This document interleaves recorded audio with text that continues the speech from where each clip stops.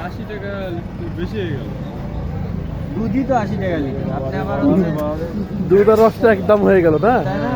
এটা প্রাকৃতিক জিনিস সবাই খাবে, এটা এমন না যে আপনি চাষাবাদ করে উৎপাদন করে আনতেছেন। টেস্ট করেন আগে, তারপরে টেস্ট করে দেখেন যে কতখানি নেওয়া যায়।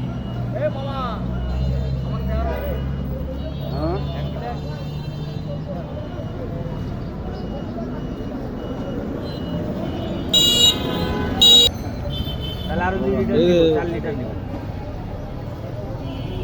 ধরো তোমার 160 টাকা দাম লাগছে, 80 লিটারে 2 লিটারে, বুঝলে?